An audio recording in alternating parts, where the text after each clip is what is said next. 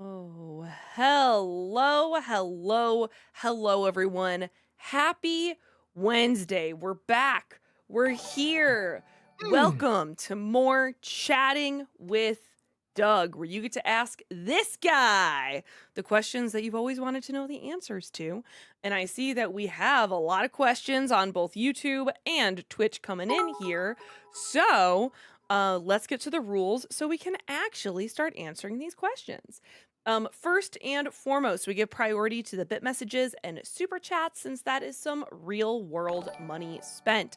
Towards the end of stream, sometimes we have time for highlighted questions on Twitch or regular chat questions over on YouTube, but please save those for towards the end of stream because otherwise, you're going to get timed out or banned if you're going to repeat yourself. That's what I was going with. Don't repeat yourself over and over and over again. You can get timed out or even banned if you're going to continuously do it. Also, on the YouTube side of things, we prioritize super chats that are $5 and over. We have a large volume of questions, and this is just a way for us to prioritize and be able to get to those non-paid questions because I promise you, we are trying to get to those.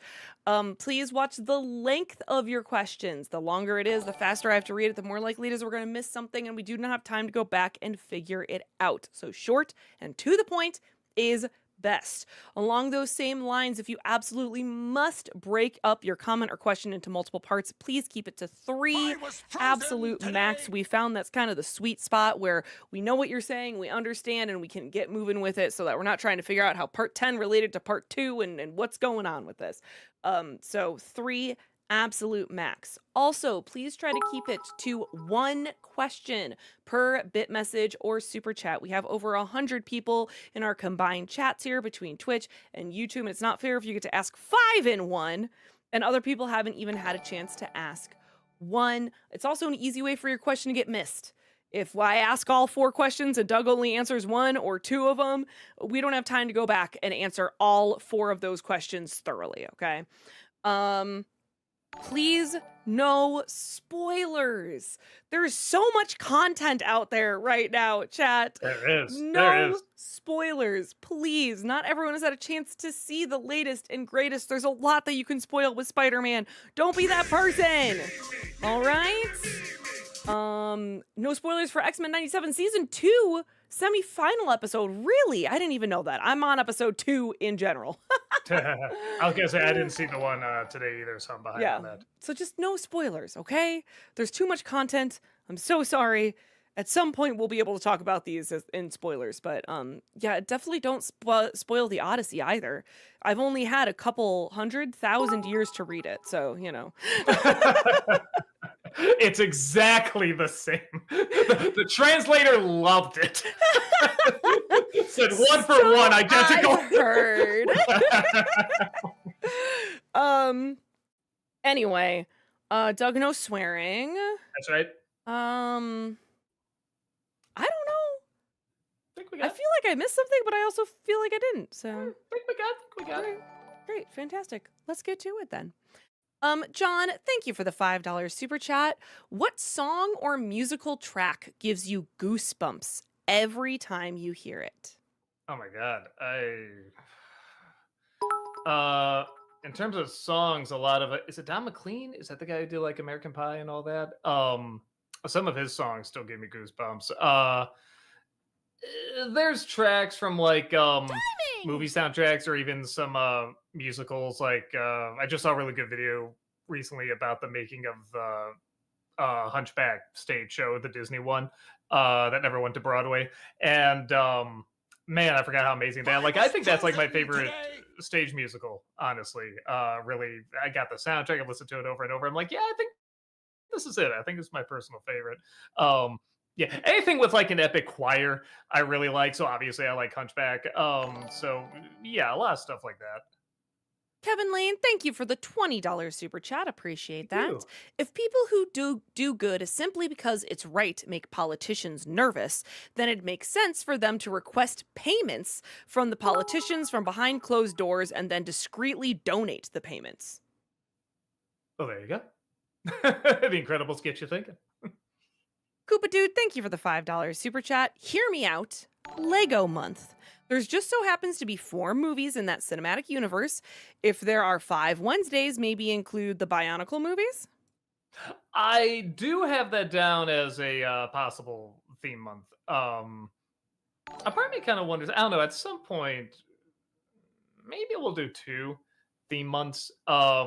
Because it is one of those where there are so many things you can do, and I like letting people vote on them. Especially gives me an idea about what's going to do well and everything. But it is one of those things where I'm just looking at the list. I'm like, yeah, man, there are just so many franchises. Like maybe we will at some point expand it out to 2 months. Dragon's Toy, thank you for the 76-month subscription over on Twitch. Welcome back. Thank you. Appreciate that. Just got back from an amazing trip to Chicago, a really great horror con, and was lucky enough to have pizza and beer with Heather and a few other lovelies. Get thee to Crust Brewery, Douglas. I've been there before. It's really, really good. I am sorry I couldn't see ya. I've been just catching up on a lot recently, but yeah. Rob was telling me y'all had a great time, and I know that is a very, very awesome place. I'm glad you went there. Always a pleasure to see you, Dragon's Toy. I was frozen Truth, Hope, today. Love, thank you for the $5 super chat. You talked about how foreign women singers annoy you, but you don't make one joke of it in Zack Snyder's Justice League, even though others have. You know, I don't know if I got too used to it or if there's been enough of a pause in between them. I don't know. Well, let me make it clear what they're talking about because that sounds really bad. First, I was like, "What?" I'm like, "Oh, I know what you're talking about the lady that just kind of sings vowels on a movie soundtrack." One Yeah, woman wailing, as you said. one woman wailing. That was it. Yeah, I was like, I was trying to remember what the term was. Once or twice, okay, but there was just a time where not only did every movie use it, but it's kind of every bad, obvious message movie used it. So the fact that I didn't remember it in Snyder's Justice League, I'm assuming means he used it well, or maybe I was just distracted by everything else I was getting into it. I don't know, because there is, especially with comic book movies, I think some corny cliches, I let slide a little bit more in comic books. Same thing with effects in comic book movies. I give it a little bit more I was leeway because I'm like, frozen well, today. okay, it's literally off this, these old drawings, that used to be very cartoony and people can fly and everything. So some things I let slip a little bit more. JL, thank you for the 500 bits. Doug, what's your favorite scene from the original 1990 Teenage Mutant Ninja Turtles movies and sorry, Ninja Turtle movie and why? Uh, Let me see. Boy, I'm trying to think.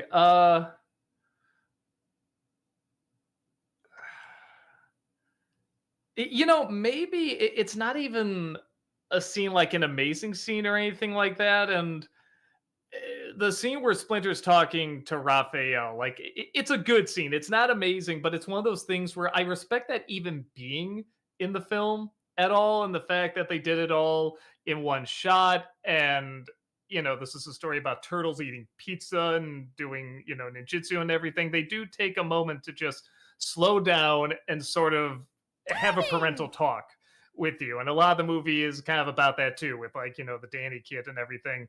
And how youth can be like manipulated to do bad stuff and everything. And yeah, the more I kind of think about Raphael reflects what a direction he could have gone when you see like Shredder utilizing kids, angry kids who are lost and everything, and uses that anger you know to his advantage, which sadly we do see a lot of. It's also sadly nothing that new, but I guess in some respects it's more obvious now because of social media and everything, and we can definitely see it more. But sometimes it makes it even more difficult to combat because it's just hiding out in the open. So in a weird way, I feel like all that is kind of represented in that scene. Actually, the more I talk about it, maybe it's a better scene than I remember.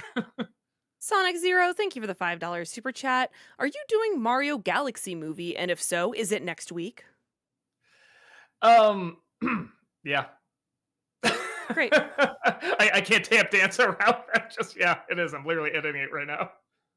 The Disney Nerd, thank you for the $5 super chat. So, Ryan Gosling is going to be the new Ghost Rider. Any thoughts? If I knew a lot about the comic, maybe I would have thoughts, but I will say too, whenever he transforms, it doesn't really matter who you get because it's just a skull and they're going to alter the voice. So it really matters how charming they can make the person who's playing him when he's human. And Ryan Gosling has proven to be stupidly charming recently between the Barbie movie and Project Hail Mary. I mean, he is just like, just melting with like charisma. So, yeah, I don't have any strong thoughts, but I think he's a good actor. He's proven himself time and time again recently. So yeah, having him in that role actually makes me even more interested in checking it out. Where before it's like, well, okay, well, just any actor can kind of do it, but now knowing he's going to be in it, it's like, okay, he's going to bring something probably very likable. John, thank you for the $5 super chat. Heather, when you were a teacher, did you ever learn or figure out why there was never an E for the grading scale? You know what? I didn't. I didn't, because I did use an E when I taught in Japan. The kids could get an E, A, B, C, D, E. But I think it's just F for failing and F for fail, less that it's like A, Yeah, B, C, that D. Yeah. you know, I think in English too, we associate E with like easy. We associate with pleasantness. An F, you just immediately think of fail. You failed.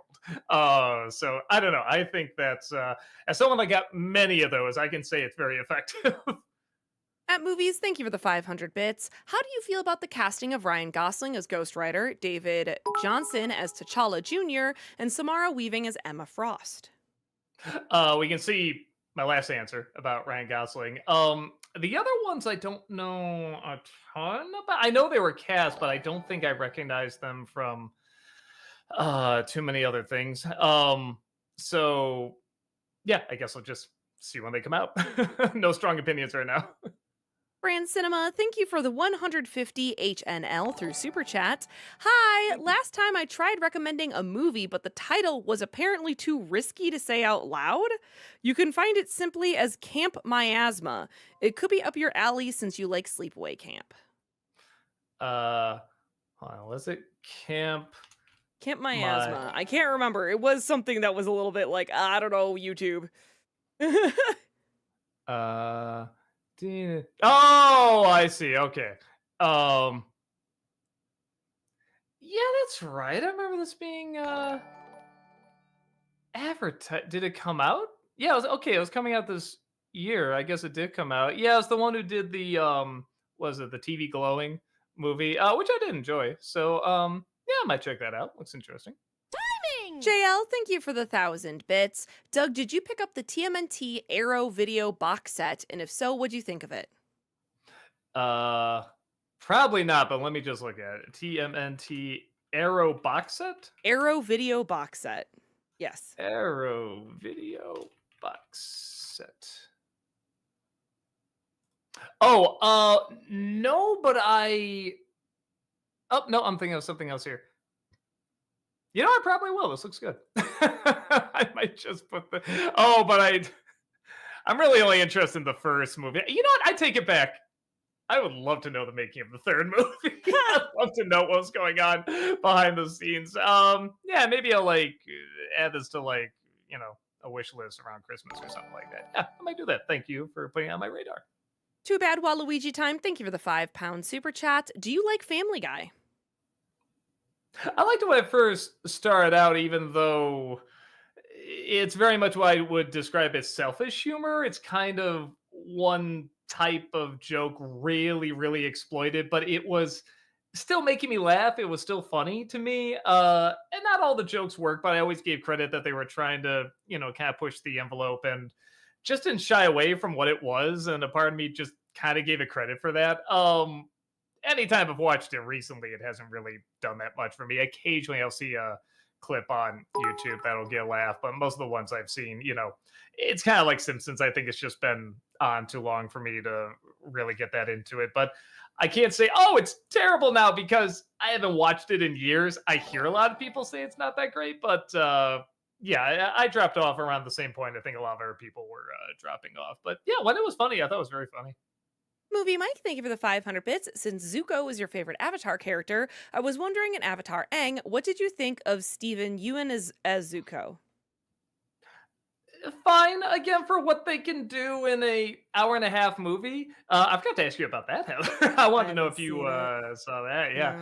No. But no, everyone's fine.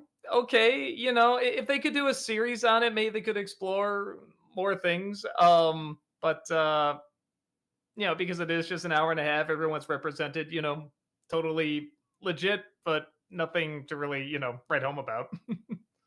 Alex loves musicals. Thank you for the 500 bits. I saw the Hadestown Pro Shot twice. It was a masterpiece. It made over $10 million opening weekend, beating Hamilton for highest grossing filmed musical. I can't wait until it comes on digital. I hope you'll enjoy it whenever you get to see the Pro Shot. Yeah, I've always heard great things about it, so I am glad there's a pro shot of it. Because yeah, I barely even know what it's about. I know the very loose idea around it, but I don't know like anything else. So it'll be nice going into that, not knowing any of the songs or any of that, just be, totally surprised by it. Headshot, thank you for the $5 super chat. Favorite adaptation of Batman characters. Example, my favorite Batman is in the Arkham series, and favorite Batgirl is in the new Batman adventure show. Uh Man, I think a lot of them are gonna be just the animated series. I really do like the animated series, though I do have a real soft spot for well, okay, it's rough because when I think of like comic book Batman, like comic book accurate Batman, if we're not counting comic books, I do think Kevin Conroy. When I think of like live action, I really do think Keaton slash kind of mixing in Pattinson a little bit. I really do like his take as like a younger Batman. And definitely focusing more on like the detective side and everything. So yeah, in terms of all the art characters, there's just so many. And even then, a lot of them I would probably still go to the animated series. I mean, Mark Hamill's Joker is still the voice I hear whenever I read a comic, and same thing with Conroy's voice. When I read a comic. So yeah, I think that's always going to go a long way. New Jersey Diablo, thank you for the $10 super chat. Hi, Doug. Everyone usually Hey, has story and character tropes that they hate, but what are some story or character tropes that you personally love? My favorite is the will they, won't they story trope.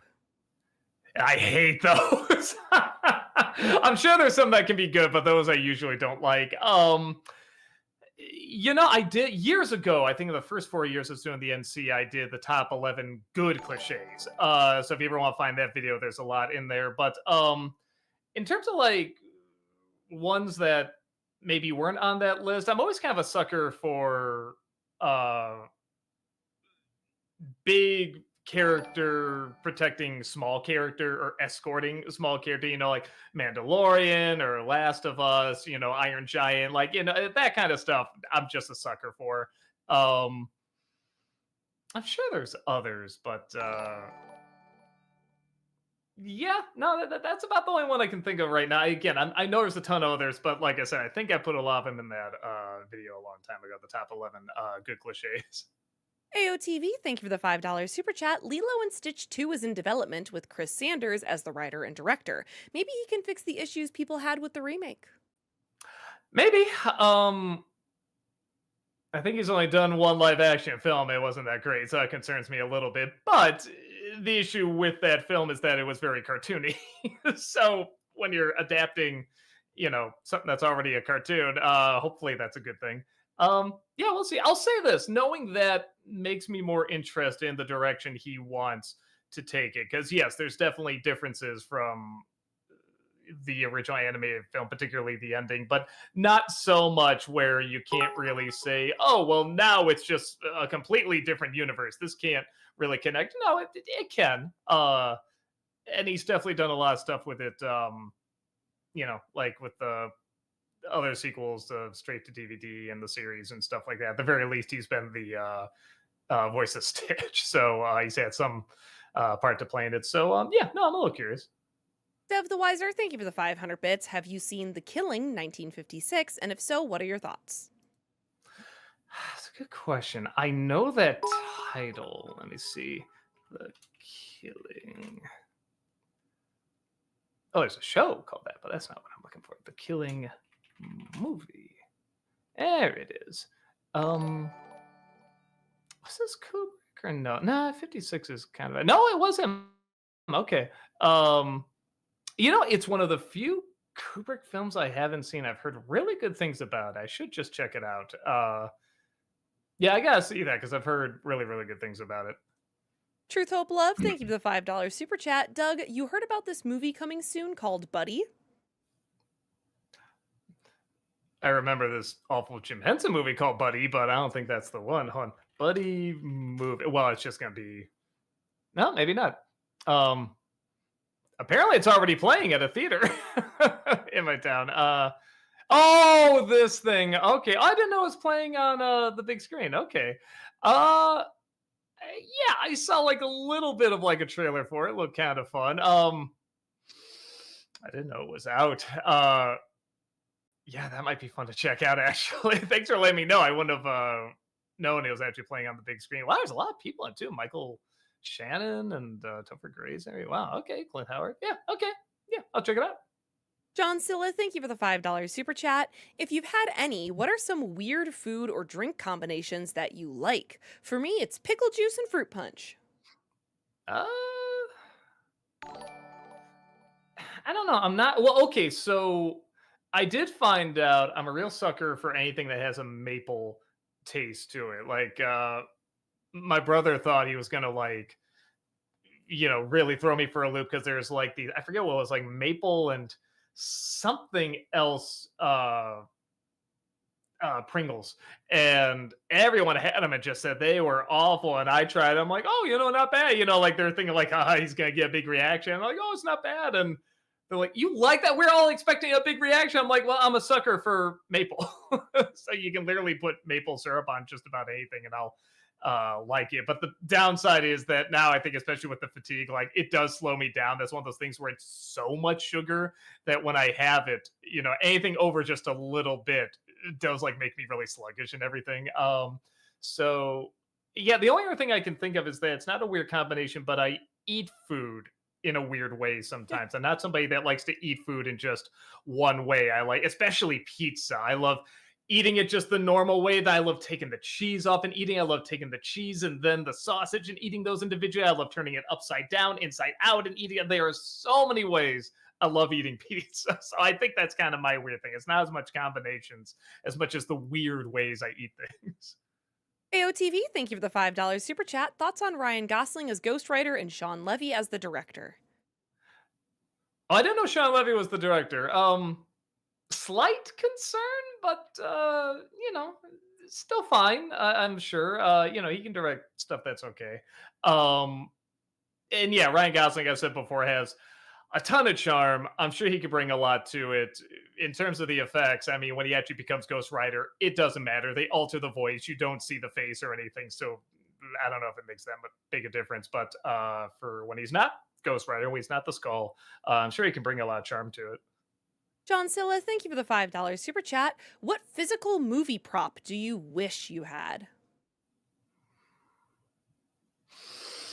I don't know. Something like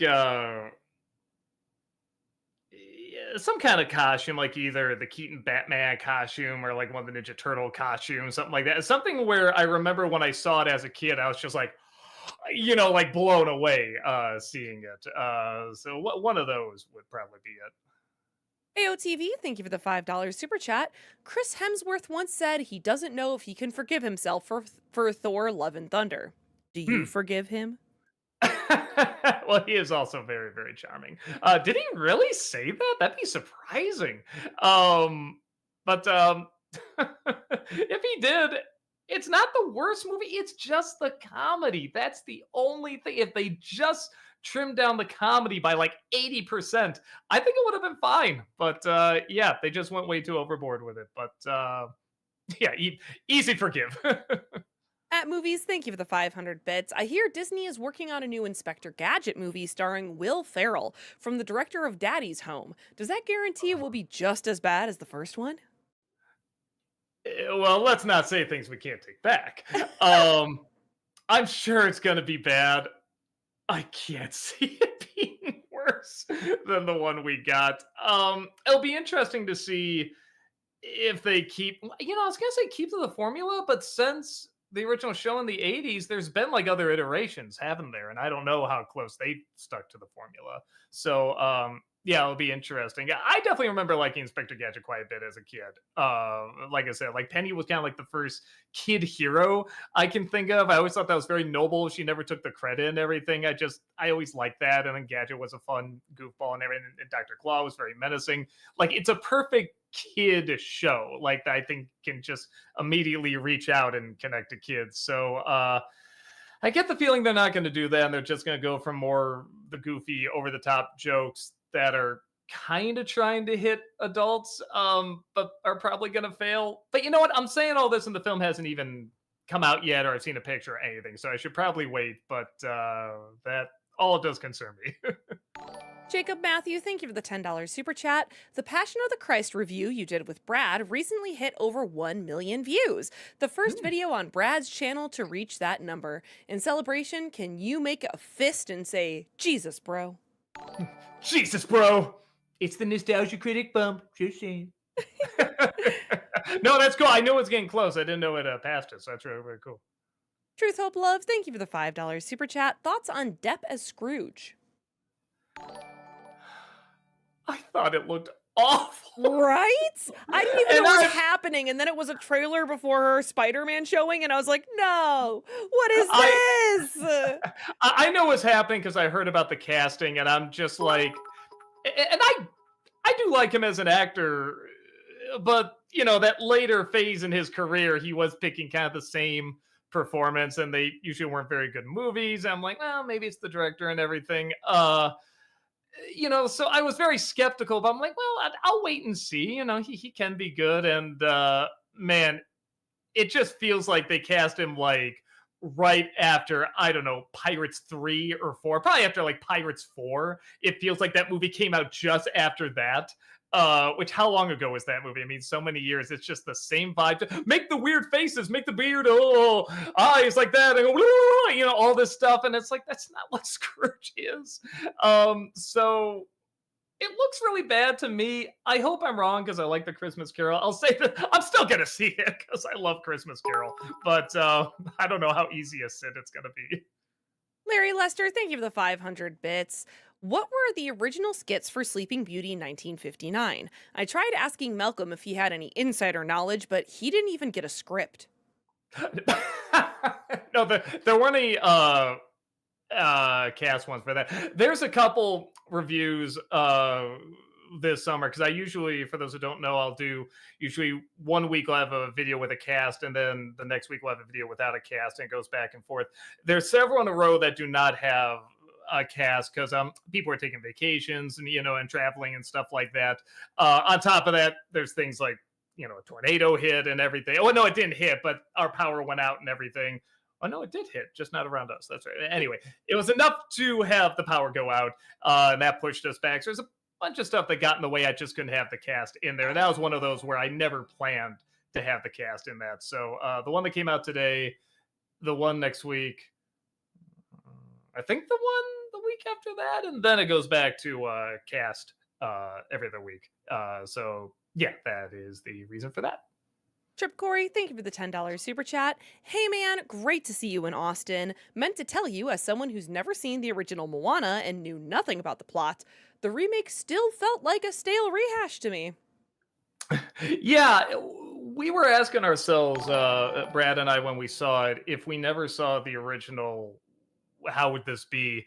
And we both agreed something would still feel off about it. Just a lot of the reasons people are doing things and the dialogue and the editing and everything all has a, well, you should just know how the original went. We're not going to film this or write this like this is the general progression a live action character would go through. We're just going to do the lines from the animated one, which is interesting because then it makes me look back on like the How to Train Your Dragon one, which I also didn't like, but I was surprised I liked it a little bit more than some of the other ones, even though it was very much a shot for shot remake, because it made me realize just how much the original did flow very well and was a very human story, to where a lot of these takes it didn't feel out of place. So that'd be an interesting comparison, actually, comparing How to Train Your Dragon live action to Moana live action. Because again, I didn't like either, but one was clearly a lot better. It'd be interesting to analyze why.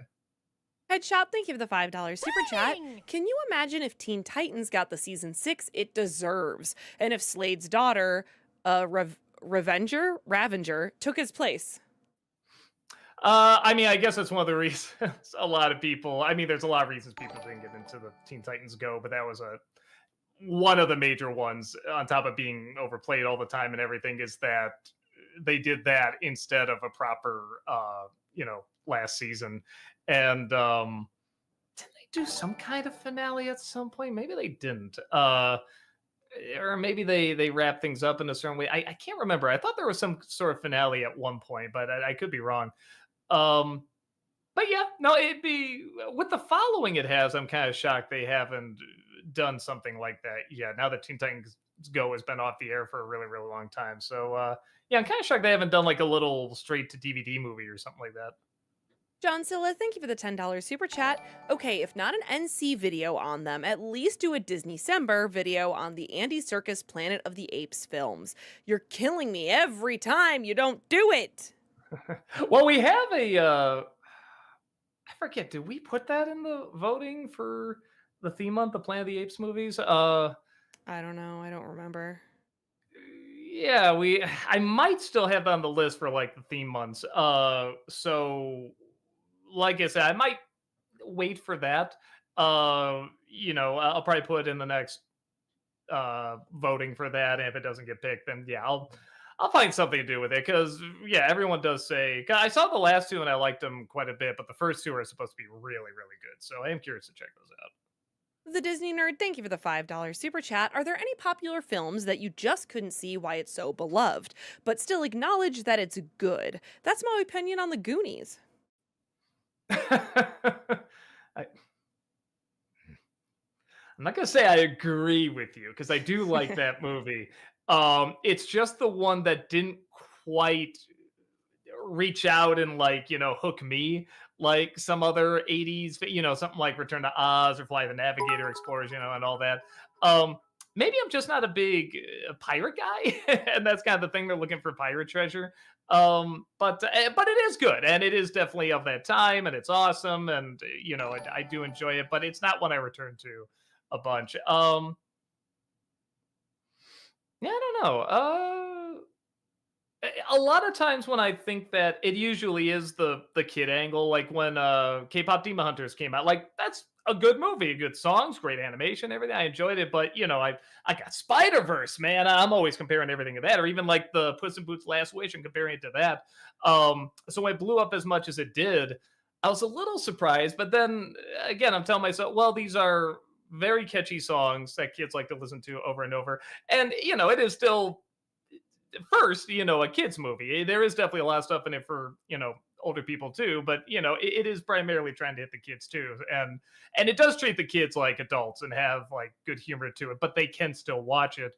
So, that took me a little bit to figure it out. But I'm like, oh no, that does check out. AOTV, thank you for the $5 super chat. Angelina Jolie's daughter was cast as a young Aurora because she was the only child who wasn't afraid of her mom in the costume.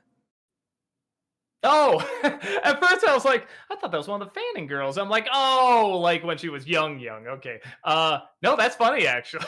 That's actually a neat story.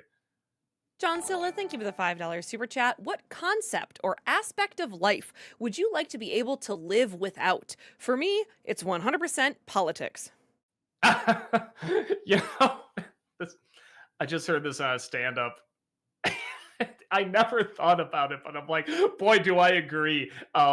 This is Louis C.K.'s stand up, and he said, isn't it awful when you have to just get up every morning? Isn't it just a terrible thing to go? I did this morning. It was awful. When have you ever had a good wake up? They're always terrible. And I'm thinking about it, I'm like, yeah, I do hate waking up. It's just a terrible, terrible feeling. I love going to sleep. I hate waking up.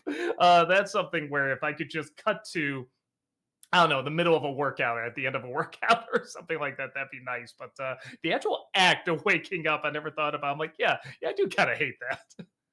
Larry Mary Lester, thank you for the 500 bits. It's my headcanon that if you didn't have the second wind and continued demo reel, Nostalgia Critic would have come back anyway during the pandemic when you couldn't film more demo reel, being summoned by the plot hole to help people cope.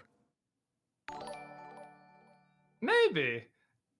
Yeah, I'd have to think about where the show would go, how we do. I mean, it would be fun to figure out how would we do like a COVID era episode around that. And we could do like one episode around that. I don't think we could do like several, like whatever, year and a half, 2 years worth. So yeah, no, it's possible.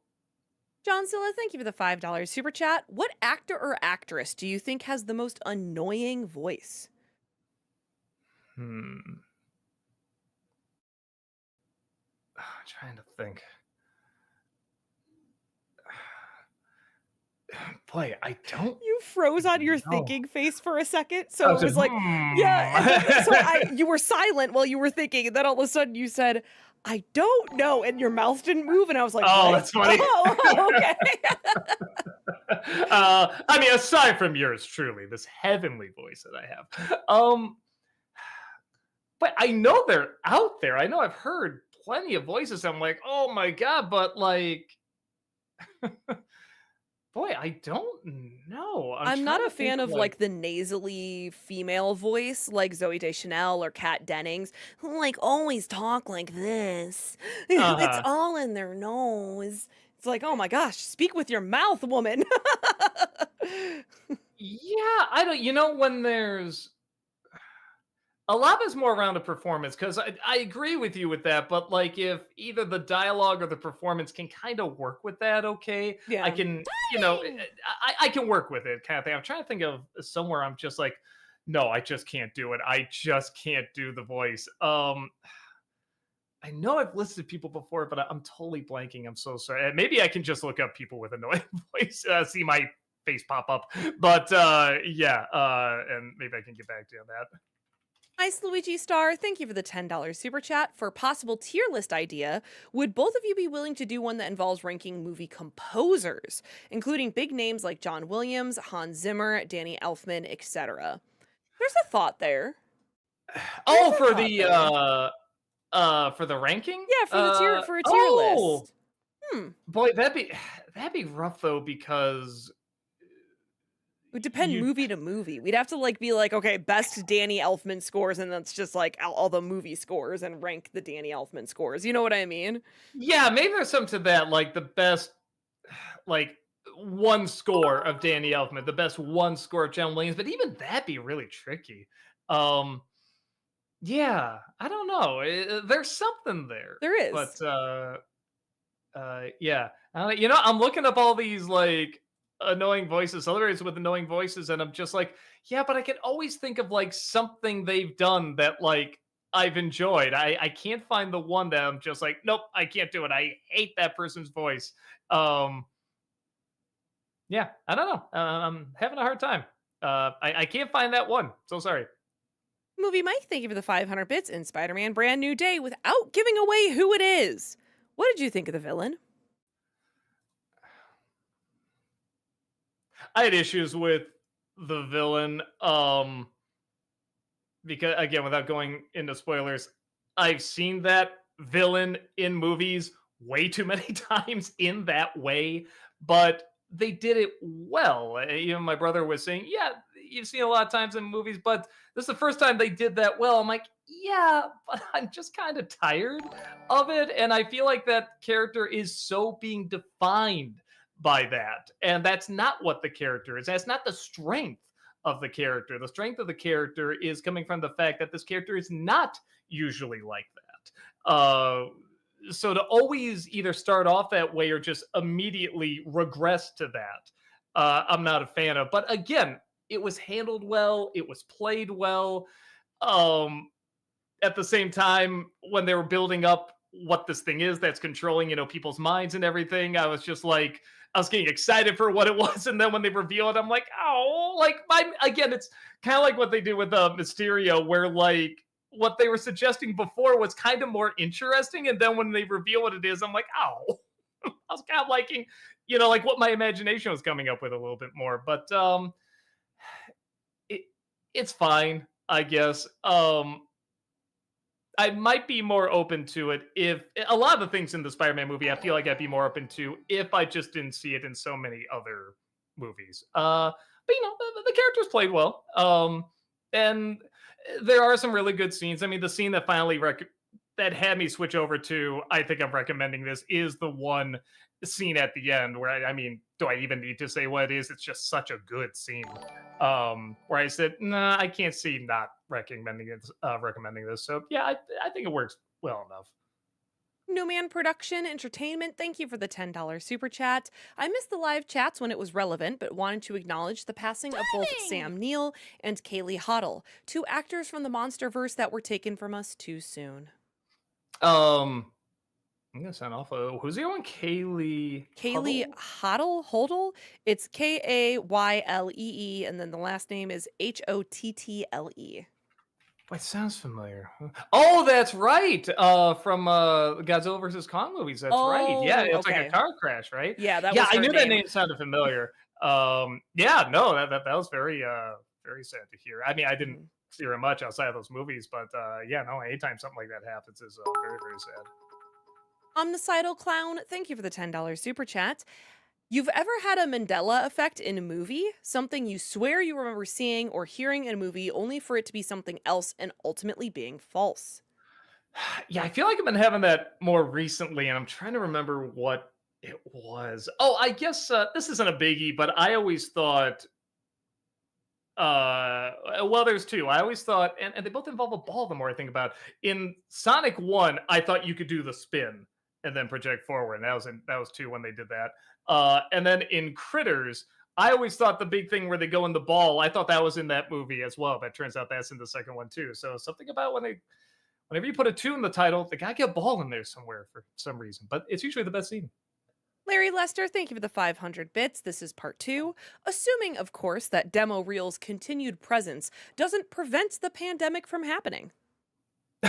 So it was all Well, your fault, Doug. yeah, I mean, obviously, if that show went, if it just kept going, uh, people would just be so glued to their computers that none of the virus stuff would happen. They'd just be so glued, saying, "God, I hate this. Why do I hate this?" And they would just obsess over that. Oh well.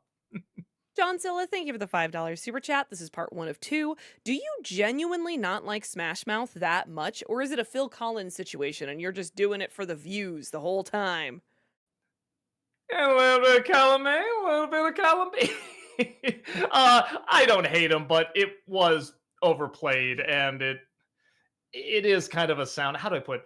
When it came out, I didn't mind that sound. As I got older, it did become kind of grating to me. Tail Rojlik, thank you for the €5 super chat. Doug, have you heard of the Danish children game show Hugo?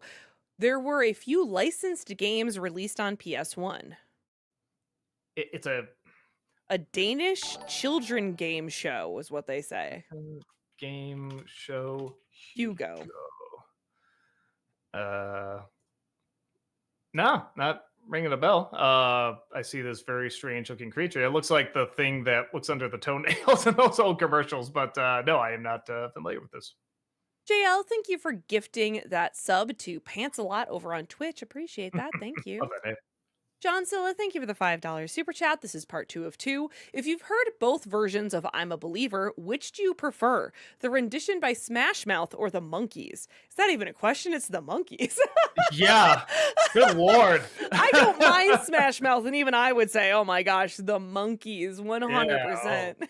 I really liked, but I was gonna say I like the monkeys growing up, indicating I grew up during that time, but there are a lot of like reruns on like Nickelodeon and Nick at Night and stuff like that, and their songs would play on the radio all the time, and yeah, I actually really like the monkeys. Movie Mike, thank you for the 500 bits. In the MCU Spider Man films, what do you think of Ned? Um, Fine. I've seen worse comic relief. There are times where he gets a little annoying, but then he'll usually do something where I'm like, okay, I'm all right with this person. How do I put? I feel like if they got really good lines for him, he could deliver them really well. If they don't get him good lines, like he can't save it, but that's not his fault. And this last one, I didn't feel like they really got him that many good lines, but yeah, he's fine. The Disney Nerd, thank you for the $5 super chat. What's something you just can't stand when watching a film? For me, it's when there's a narrator. The gentleman is probably the most obnoxious for me. Uh, I've heard that more and more. I guess it depends. I guess with a narrator, it's not something where when I hear it, I get annoyed. I mean, because I think of like Fight Club or Hunter S. Thompson. I mean, there's some wonderful narrations out there. I actually always thought the narration in Alice in Wonderland was really charming narration. I like it when they do a adaptation that actually has her inner monologue in there. But I mean, the big thing for me is when somebody is acting like they're bringing something so new and so heartbreaking and just this very pretentious sort of "you're welcome" for this kind of thing, and it's something we've seen a million times or we can predict, and it's just so empty. I'm talking about Avatar. I'm talking about the Avatar movies when I say this, but it's that kind of thing, with the one woman wailing kind of thing. That stuff kind of gets to me. I mean, it's one thing to be pretentious, but you can at least bring something new to the table in that pretentious manner. When you're just doing what people, I mean, literally decades ago have done, it wasn't even that new when they did it back then, and you're acting like you're the first one to unravel this amazing storytelling. That gets under my skin. John Silla, thank you for the $5 super chat. What film or films best use a non-linear plot? I mean, I think the first one that pops in a lot of people's heads is probably Memento. I think that did it pretty well. Um, let's see. I'm kind of blanking on one said. Oh, Pulp Fiction did it pretty well. A lot of Tarantino films do it relatively well. I mean, that's more than a couple. I'm sure there's others, but those are the only ones that are popping in my head right now. Invader Zim, thank you for the 500 bits. Paranorman has a moment where Norman says Courtney takes pictures of the jocks shirtless and hides them in their dresser. It's played off as a joke, but if a teen boy did this in the girls' bathroom, eh. Timing! I mean, how do I put it? We have plenty of movies where they did do that. And yes, they don't age well. But it's not surprising when a joke like that is made, especially with a film that's like several years old. It's one of those things where people, they know that age, they know it's wrong, hopefully, kind of thing. I don't think the difference between something like that and maybe something like Porky's or something like that is that even Porky sometimes would sort of dabble with this, is that a film like Paranorman does acknowledge it's wrong, but people get that flaw. They understand it because it's that age and that awkwardness and stuff like that. Films like Porky's don't usually, with the exception of one or two scenes, like they definitely get their comeuppance in one or two moments there. JL, thank you for the 600 bits. Doug, is Teenage Mutant Ninja Turtles 3 still your least favorite of the original TMNT movies, and why? I mean, yeah, I think the reasons speak for themselves. uh, yeah, it's just it's awkward. The animatronics aren't that great. The writing's awful. The effects are lame. It's not even that great an idea, at least not for that type of movie. Like if that's something you see in like, a feature that's going to have like the atmosphere or tone of like The Last Ronin or something like that, like time traveling to, senseis and all that stuff. But if you're just going to time travel, you're going to do pizza jokes and Adam's Family and all that. I mean, that ain't going to work. What up, JD? Thank you for the $10 super chat. Seeing as Spider-Man and Eli Roth are in the news currently, have you checked out the 2014 horror film Clown? It's produced by Roth and was the directorial debut of MCU Spider-Man director John Watts. I don't think so. I don't think I've heard of it before. I'll say this. I type it in, Eli Roth Clown. I type it in and just all the images, there's one or two I can see, but all the other ones are like age restricted, age restricted, age restricted. I'm like, holy smokes, what is in this movie? No, I have not seen this movie. John Silla, thank you for the $10 super chat. Would you rather watch every film that will come out before you die and not be able to tell anyone about any of them, or have your mind wiped of all films that you've already seen? Oh, I think definitely see all the films and not be able to talk about it. It's like not being able to talk about it, but I could still utilize what I've, learned and seen and all that, from it. I mean, I do take a lot from movies and storytelling and everything. I mean, even if all the movies had to be wiped from my memory or whatever, I could still read, I could still talk to people, go through life experiences and stuff like that. So yeah, it's all, I could still look at paintings and everything and interpret it all sorts of different ways. So yeah, it's one of those things where I'd much rather have the information than I'd much rather have the information, not be able to talk about it. Some say that's what a master would do. Movie Mike, thank you for the 500 bits. Heather, have you and your husband seen any of Vox Machina season 4? No, not yet. My brother even texted me and was like, "Oh my gosh, you've seen Vox Machina season 4, right? I have to talk to someone about the ending." And I was like, "No, we haven't. I'm sorry." John Silla, thank you for the $5 super chat. What's your favorite film genre? uh, I don't know, like any kind of like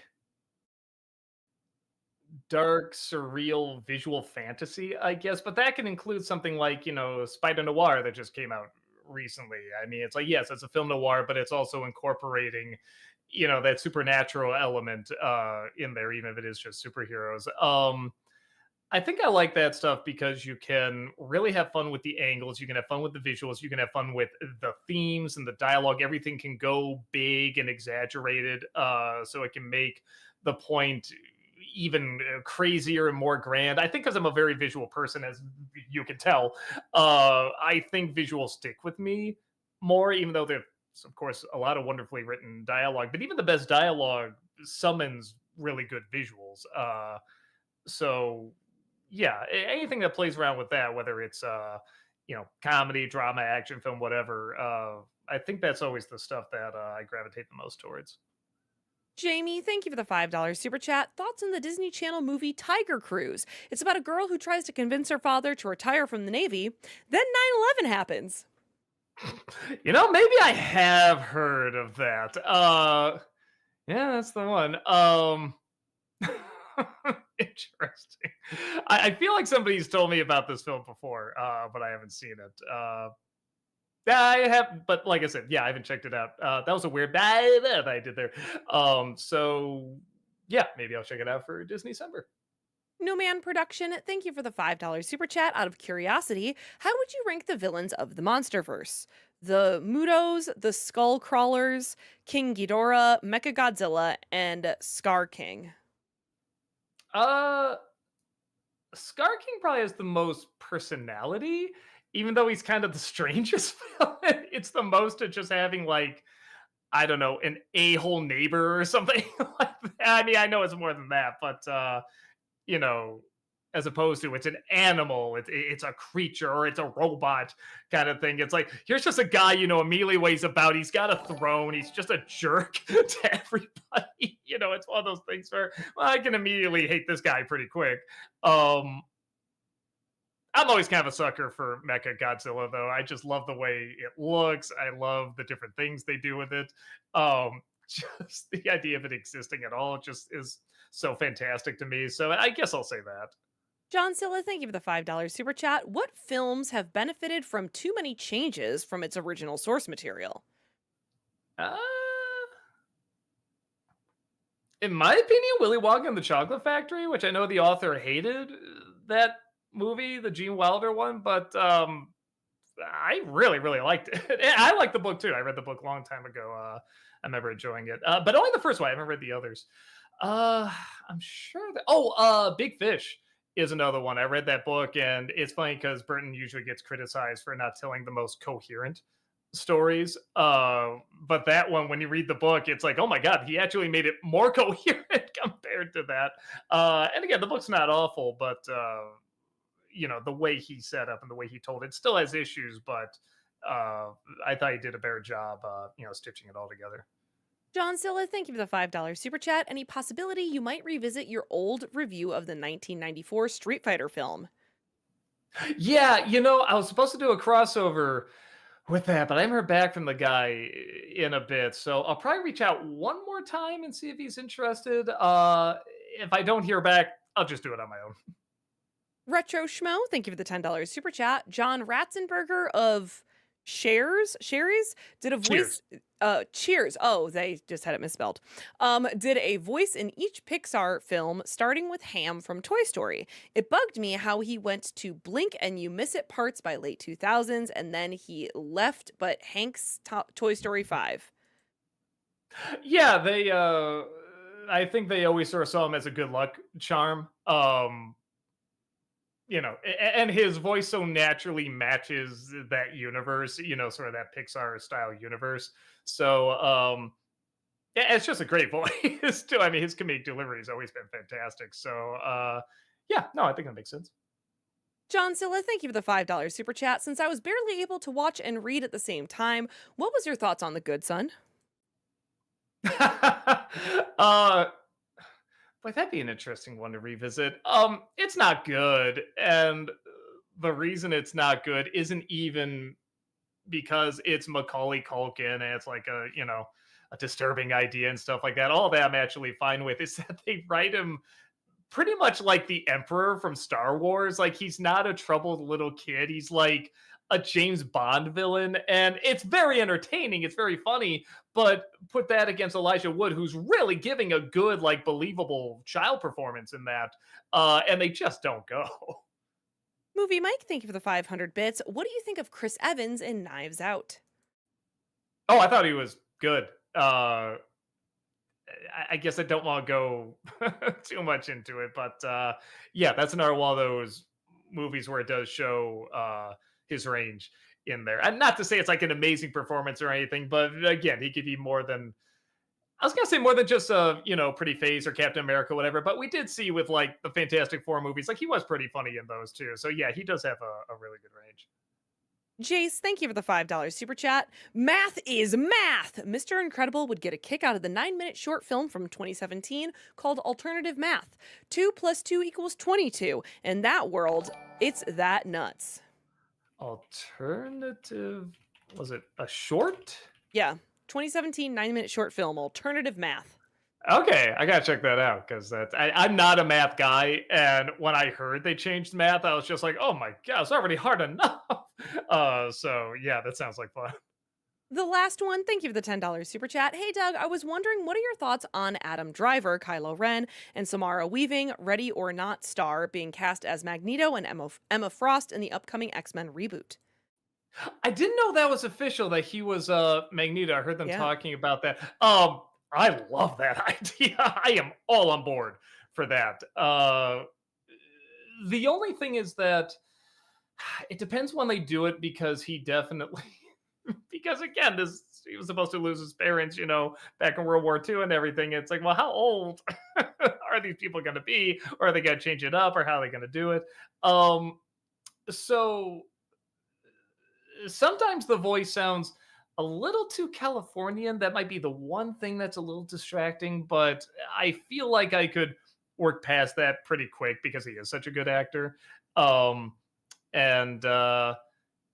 yeah, the other actress, in Ready or Not, I remember her being fine. I don't think I've seen her in like an amazing film or anything to be like, yes, that's gonna be great. Because even Emma Frost, there's so many different versions you can do of her. So, I gotta wait and see what they have in mind. Again, if you were to, if you were to say somebody recently that was cast as a recent X-Men in something, you'd be like, ah, but you gotta see how they do it. So there's a lot of things where it's like, all right, I'll wait and see what they have in mind. But Adam Driver, just when I heard that, I'm like, ooh, I could see that. Ultimate Frozen fan, thank you for the $10 super chat. Y'all laughed at me and called me crazy, but I was right. Rosalina is Elsa! Not just in look, but Peach is Anna. They even share the same sisterly hug at the end. Coincidence? I think not. That's all. I still think you're reading a little too much into it. Sisters often hug at the end of movies. That's insane. I've never seen a sister do that. No siblings, no anyone. The funny thing is, because I just said I was reviewing it right now. Um, I was kind of looking at it, with that mindset. I'm just like, but I remember even before I was thinking that, I was surprised they didn't have them sisters in the game. Uh, how do I put? If I feel like if that's like, the case that they have connections to like Anna and Elsa, like coincidentally, I'm sure they're not backing away from that. I'm sure they're not like, oh no, what are we gonna do? There's a connection to one of the highest grossing animated blockbuster anythings of all time. But I don't think they were thinking that as they were going in. Because like I said, I was really shocked the games did not have them as sisters. Same thing with her and Daisy, for that matter. Like they look exactly alike. So yeah, that's something I definitely didn't draw a connection to. But I'm sure if other people do, they're not going to fight that. JL, thank you for the 600 bits. Doug, did you like Jurassic Park 3 more than Jurassic World Rebirth? Rebirth was the one that just came out, right? There's I so don't even know. many of them. Yeah, hold on. Rebirth. Yeah.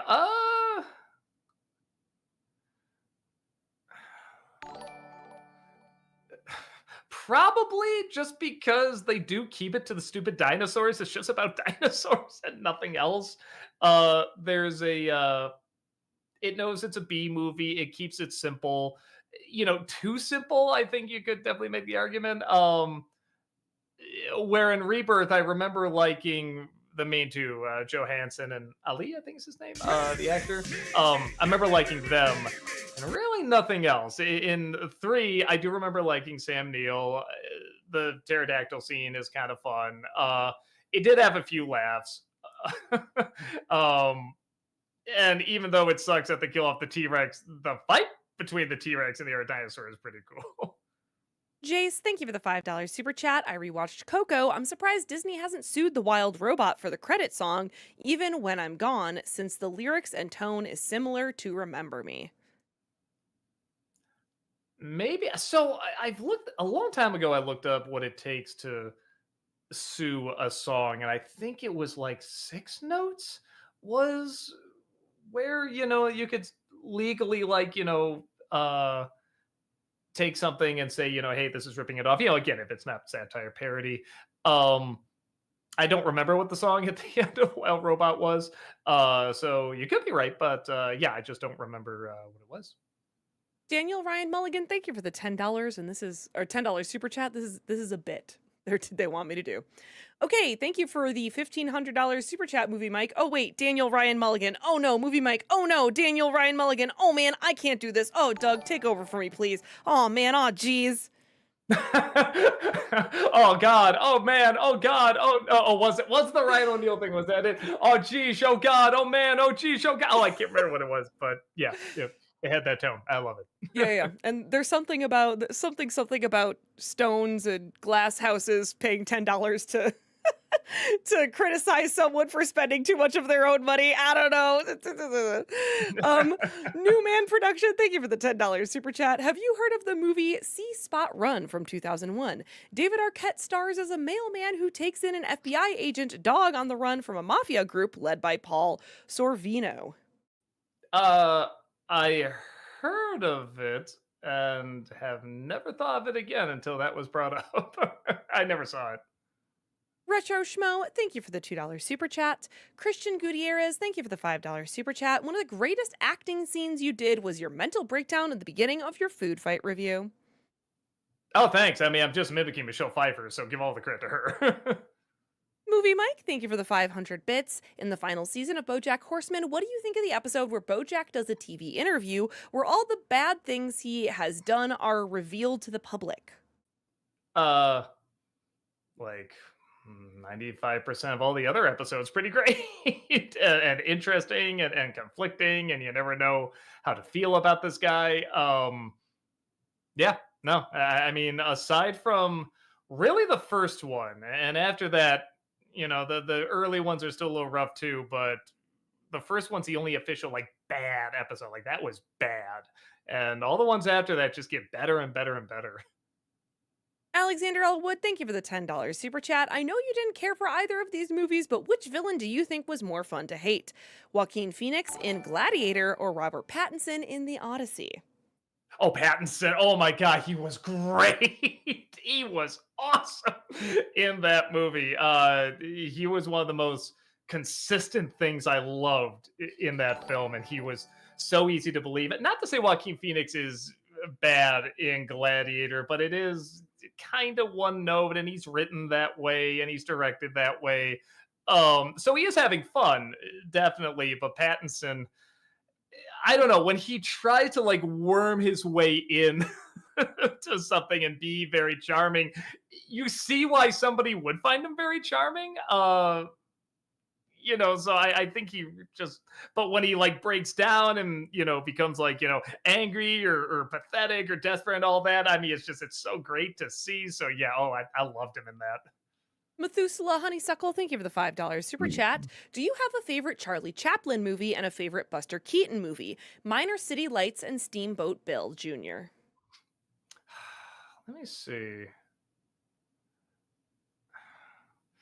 Chaplin's difficult because there's different ones I like, but for different reasons. Like, okay, I count The Great Dictator. I mean, it's like that's great satire. It's a speech that's been quoted over and over and over. City Lights, just for the technical, side of it. Of course, the stunts and everything are really, really amazing. The Kid is really wonderful because there's a comedy, but then that really emotional ending, too, that like almost comes out of nowhere, but it also kind of fits. So that's tough to do. Buster Keaton, I've said this before, I'm terrible at remembering what happens in what movie. I always remember the bits, the stunts and everything and how he looked during them, but I don't remember what's in which one. I mean, for me, I think it's got to be the one where he's in the bed, it's moving, and then he gets off and the house, falls on him.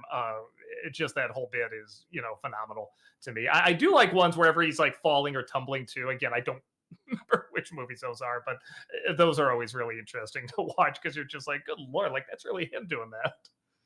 Daniel Ryan Mulligan, thank you for the $5 super chat. You are a hero and a champion, both of you. Dan, aka PS. But are you aware, Doug, that you literally saved a life? Oh, and my mom thinks like the critic. Um, that's a lot to take in. No, I did not know that. Good to know. And yeah, I'm happy, hopefully, that your mom thinks like the critic. Not sure. Which critic, the early one or the later one? Alexander Elwood, thank you for the $5 super chat. Which comedic jerk do you like more? John Cleese in Faulty Towers or Kevin Kline in A Fish Called Wanda? Cleese. And Klein is wonderful. But there's just going to be a pompous sophistication looking down your nose at you that the Brits just have all over Americans. When you need a pompous jerk, British are great. When you need a dumb jerk, Americans are great. JL, thank you for the 600 bits. Doug, what do you think of Shredder in Teenage Mutant Ninja Turtles? I mean, again, which one? There's so many. If you're talking about the original cartoon, I mean, he's great, especially his interactions with Krang. I like he starts off a little menacing, like he's silly, but he's still kind of menacing. And then as the show goes on, him and Krang just turn more and more into a married couple, and I love that dynamic. Alexander Elwood, thank you for the $10 super chat. Have you watched the movie Soap Dish? It's a parody of trashy TV melodramas. Sally Field, Kevin Kline, and Robert Downey Jr. are all very funny in it. Oh, it's hilarious. I've seen that movie more than once. You seen that one, Heather? I have not, Oh, no. it's so funny. Yeah, Field especially is just a laugh riot. I mean, honestly, everybody is. You're right, Klein and Downey Jr. I mean, everyone's just so good. It's basically about making a soap opera, but the things that happen on a soap opera actually happen while they're making it, and it's great. It's really wonderful. Movie Mike, thank you for the 500 bits. In X2, what do you think of Stryker? Do you think he's a good villain? While I just like and not love X2, I personally consider Stryker to be one of my favorite superhero film villains. I can't go that far, but I do.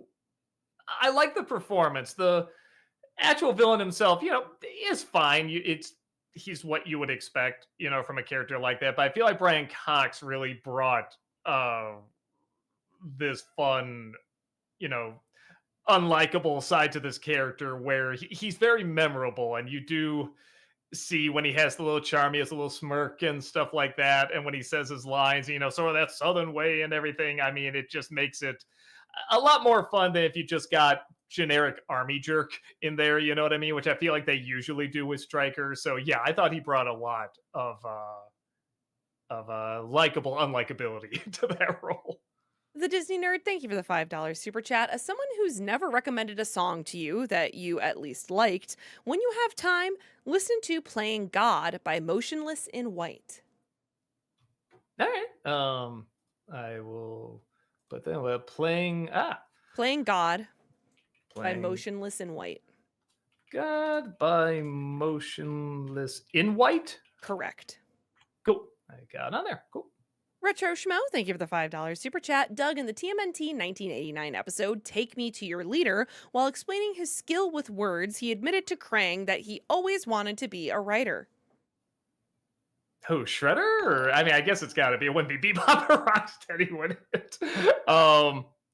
Again, in that show, you have no idea if that's like supposed to be like a serious thing or if it's just a throwaway joke. I could easily see him just going, I always wanted to be a writer, something like that. Either way, I'd be all over it. Fran Cinema, thank you for the 150 HNL through Super Chat. What's the meanest nickname you guys have heard? I met a very short guy in college who shaved his head once, and for days I heard his classmates call him Kid with Cancer. He didn't seem to mind, though. Well, as someone that's been called that often, you gotta own the tray. It's a meme. It's a whole meme. I don't know. Well, I mean, the meanest, I don't think I can say online. But I don't know. I always thought like the meanest. It's not even like a swear word or anything like that. It's a very like old school insult. But I always thought like when you call a woman a cow, that's just so mean. And there's so many worse words you can like call a woman. But something about when you call her a cow, I'm just like that is so degrading.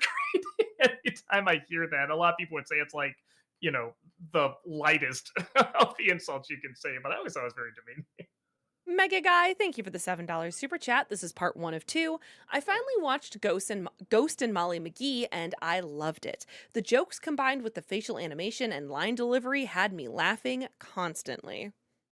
Yeah, I think it's a good show, and it builds up to a really good payoff. And again, it's one of those where you can technically explain what happens at the end, but it's just not the same if you don't go through all of it. Even though there's not a ton going on in the show, when you get to that payoff, you do go, all right, yeah, this actually really, really built up to this in a way I wasn't expecting. Jace, thank you for the $5 super chat. Have you seen Uglies 2024? It takes the Twilight Zone episode number 12, Looks Just Like You, and makes it into an entire YA sci-fi dystopian segregation film. I have heard of this. I heard it's not very good. Yeah, I remember this being advertised. I remember a lot of people making fun of it. But I have not seen it, so I shouldn't talk. Drolu, thank you for the $5 super chat. Do you have a movie you just couldn't finish because it was so bad? Uh anytime I did, it would eventually come around. I have to do a nostalgia critic on it. There's lots of movies I wish I could have walked out on, but like either I had a ride with somebody else or whatever. The only two movies I can remember walking out of, I've seen far worse, but I just remember going, I just can't. There's better things I could be doing. One is the remake of The Haunting, which I love the original, so I really hated that. And then the sequel to Zorro, was it the Mask of Zorro Marcus? I can't remember. The one where they get a Z voice and they split up. I think at the point where the horse was drinking whiskey, I said, I'm out. I just looked at my girlfriend. I just said, you want to go? And she's like, yeah. Robo Gobo fan, thank you for the $20 super chat. Hey Doug, I was surprised in your Incredibles 2 review you didn't say anything about the part where they're watching Johnny Quest. By the way, the reason that was in the movie is because Brad Bird loved Johnny Quest as a kid. Oh yeah, and you can tell that's a very clear inspiration through a lot of it. Yeah, maybe I just didn't know what to say outside of, yeah, that's an inspiration. I guess I could have made a joke around it the more I think about it.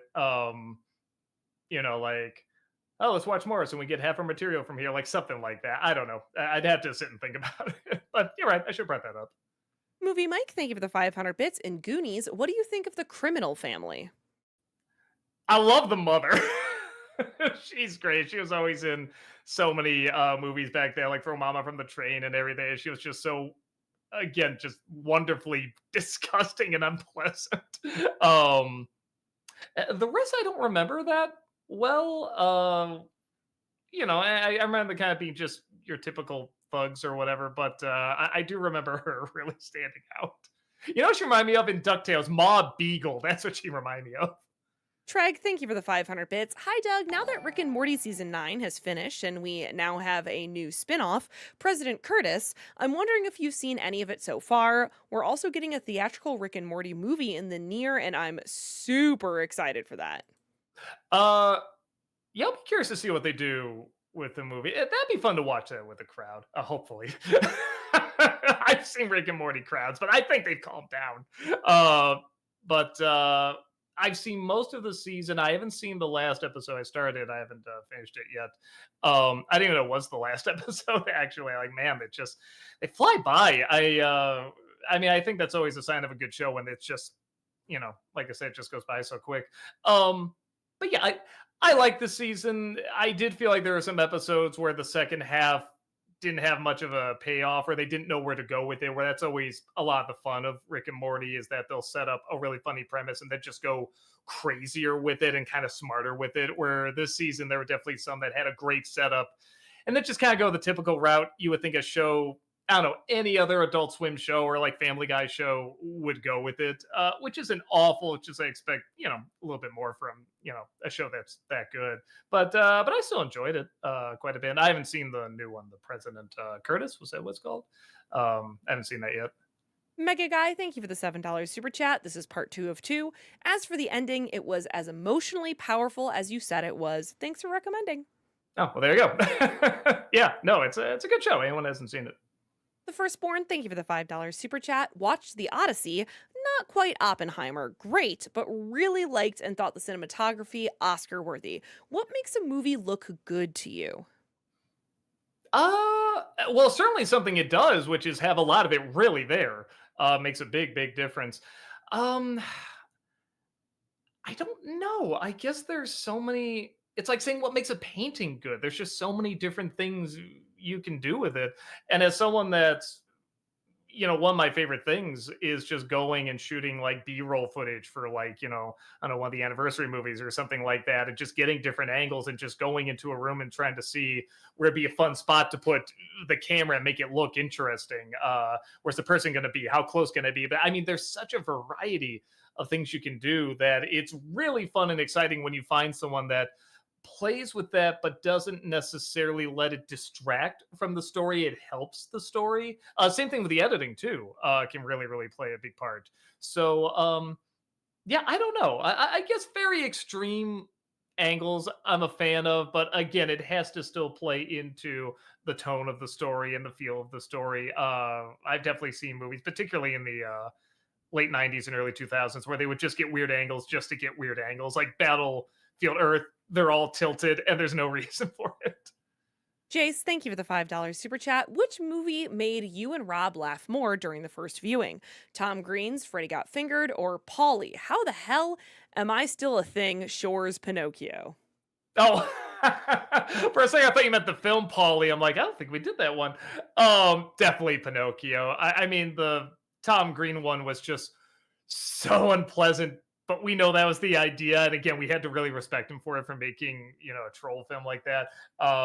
And I guess the Pauly Shore one's technically a troll film too, but that one just made us laugh more because we know it wasn't starting off like that with the animation, and then just the voiceover is where they decided to take it a totally different direction. So that combination of voices that don't match with a group that clearly doesn't take the film seriously and a film that did take itself seriously but is also for kids, just that weird combination just made it hilarious.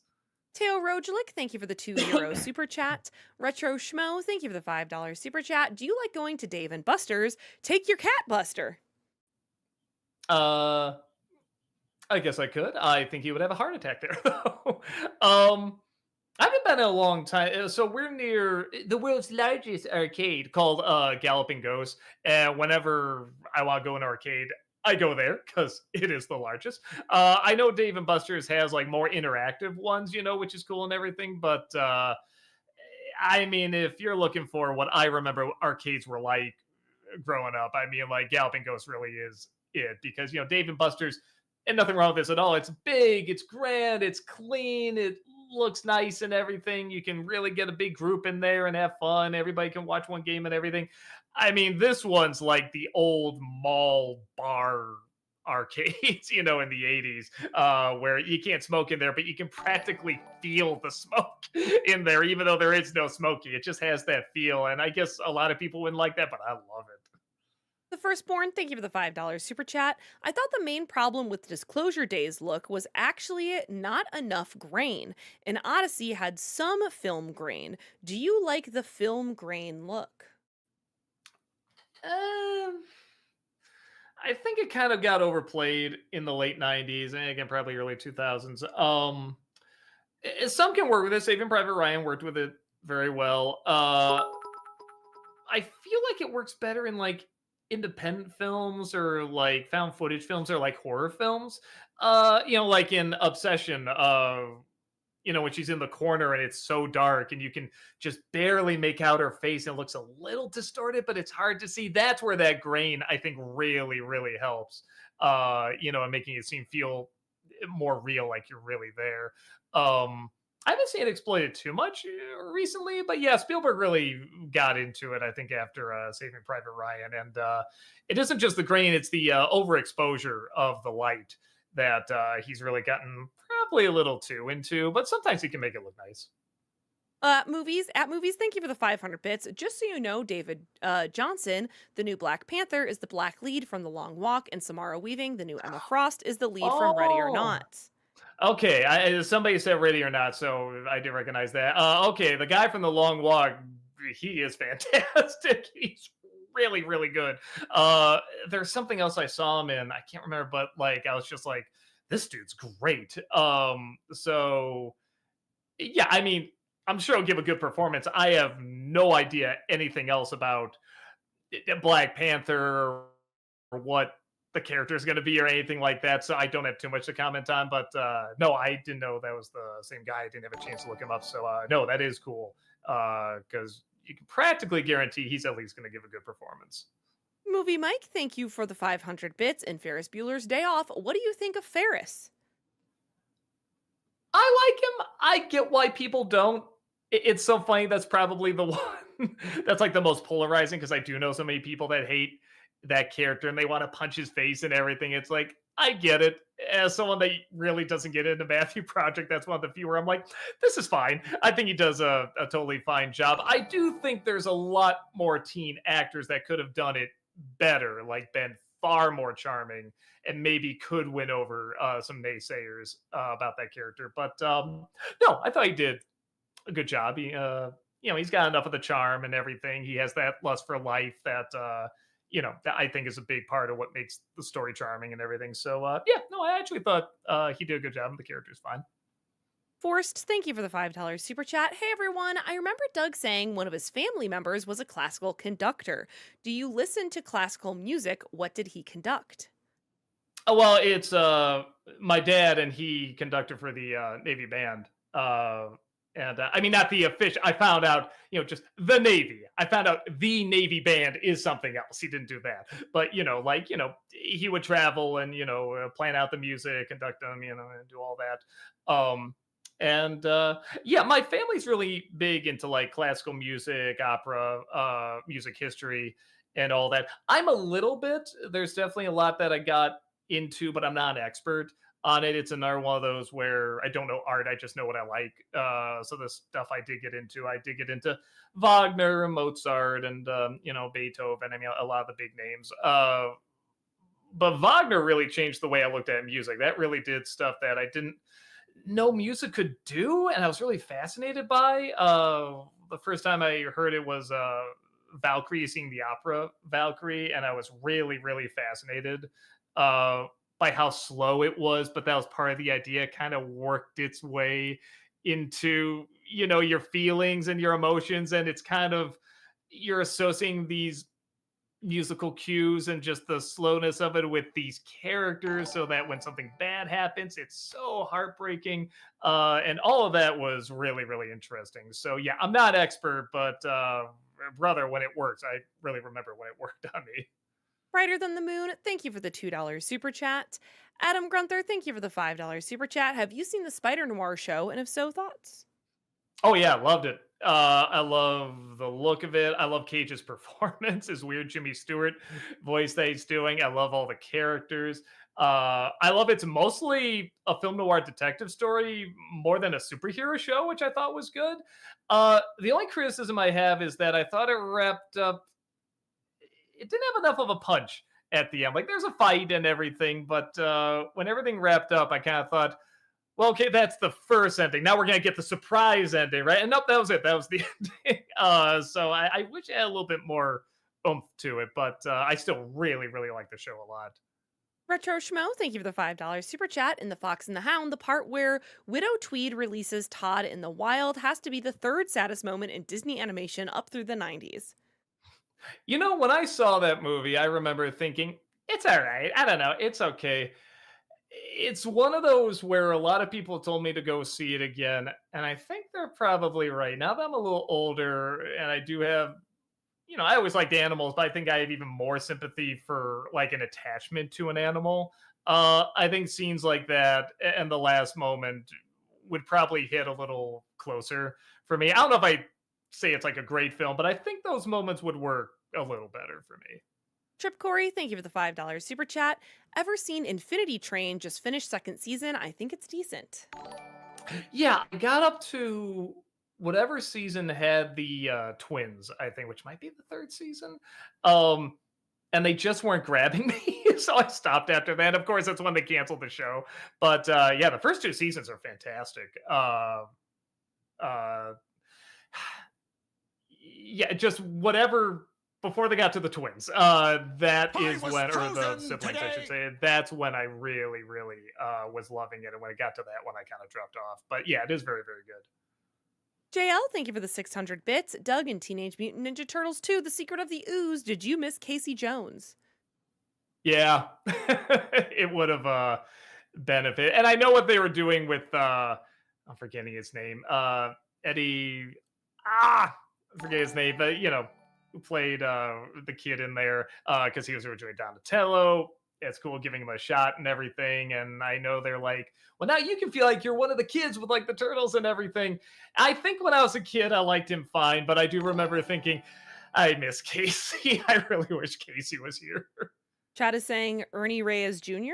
That's it, Ernie Reyes Jr. And that's And not he at all returned. and that's not all a slight at his, acting or anything like that. It's one of those things where it's just the product. It's what the product is, and he gave exactly what the product was looking for. And I just think the product would have been a little cooler if Casey Jones was in there. Pastry Jeff, thank you for the $5 super chat. I'm a line cook. I love food. I want to recommend two restaurant movies, Chef with Jon Favreau and Waiting. Fingers crossed you review Tony. Uh, yeah, I'm curious to see that movie, that Tony movie. I have seen Chef, and I liked it. The ending's a little too happy. That's the only thing that kind of irked me a bit. But I haven't seen Waiting, but I've heard good things about it, so I probably should check it out. Teo Rojelik, thank you for the €2 super chat. Diddy Muss, thank you for the $5 super chat. Would you do more Dark Tunes? I've been playing around with the idea of, if I get better, maybe doing a series just about animated shorts I want to talk about in general. Because there was something to the fact that even though I love talking about those dark tunes, I made several of them, being limited to just that. And I'm like, well, there are some I want to just talk about just to talk about. But then that feels like too broad a spectrum. So I don't know. I probably have to cut down the NC a little bit. And there'd have to be some compromise with it because I like doing it, but in my current state, that would probably be a little bit too much. So, I don't know. I've been thinking about it. I've been thinking about doing something talking about animation again. Like looking at specific frames and all that. So, one of these days, I don't know if I was gonna do it, it'd be like in the next 2 or 3 years. It's not something I'm gonna start like tomorrow or anything.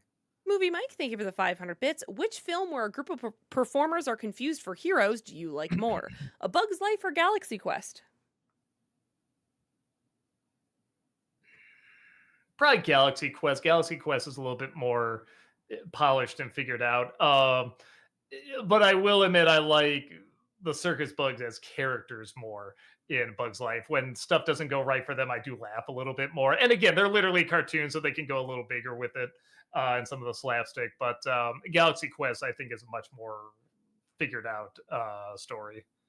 Adam Grunther, thank you for the $5 super chat. How would you rank the four main villains of each MCU Spider Man film?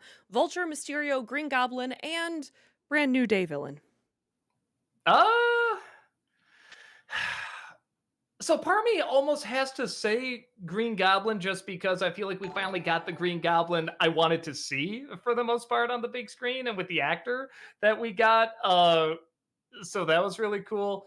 But it's a close toss up between that and Vulture. I really loved Keaton as Vulture, particularly the scene in the car is such a great scene.